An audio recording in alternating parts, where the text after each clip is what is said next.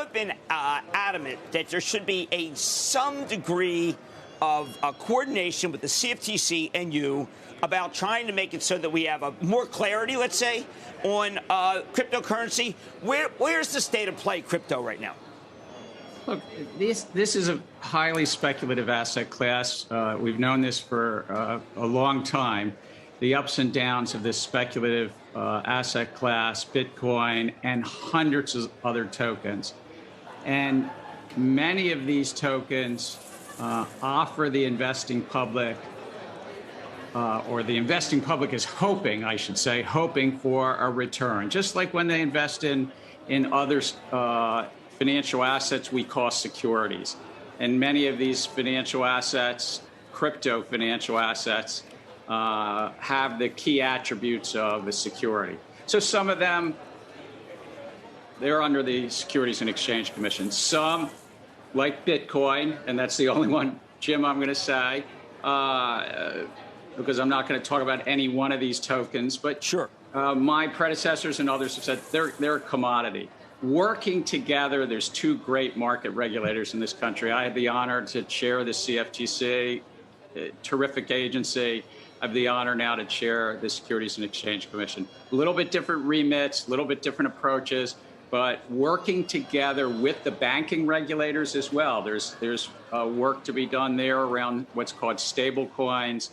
There's a lot of work to be done to really protect the investing public. And many of these tokens right now are trying to operate, they're potentially non-compliant, and I'll leave it at that, Jim. Okay, well, one of the things that I love about what you've always believed in is transparency. You mentioned stablecoin. I did not bring that up, but there is one that is regarded as being perhaps not as transparent as we'd like, which is called Tether. And it's very big, about $60 billion. If they told us what they were really in, what they had their money in, wouldn't that be better for everybody? Look, transparency is a key part of the investing formula. It's kind of part of the basic bargain that you get to, on a quarterly basis, know something about the companies. And if material events happen, like they do all the time, then companies make additional filings called 8K filings, and the public gets to decide what risks they want to take. That's the basic bargain.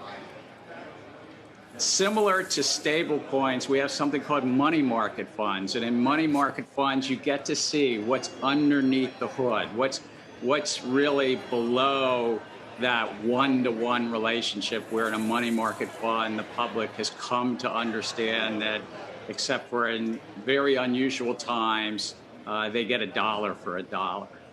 Or at banks as well. Stable coins have similarities to bank deposits, that you have something standing behind that relationship.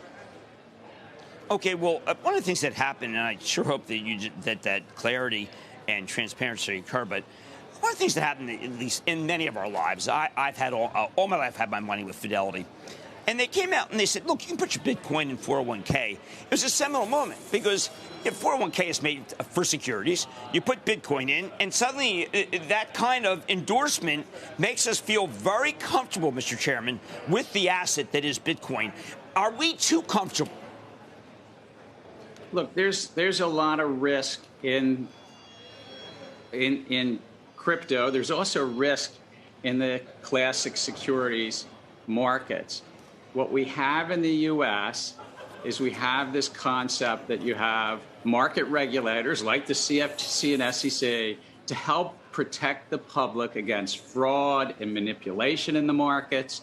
And when there's a group of entrepreneurs that are selling something to the public, who are saying to the public, come here, come hither, we've got this great idea, that when you do that, you've got to have basic disclosures, full and fair disclosures. That's what the SEC does. That's what we do really well. It's less so, in the oil markets or the wheat markets that the CFTC has. And so that's what we have. And right now you have hundreds, if not thousands, of these crypto tokens that have the basic attributes of raising money from the public and having a group of entrepreneurs that you might have on your show saying, come hither. We've got a good idea for you. And that's okay in America if you comply with the laws. And we've got, unfortunately, a lot of projects that are non-compliant.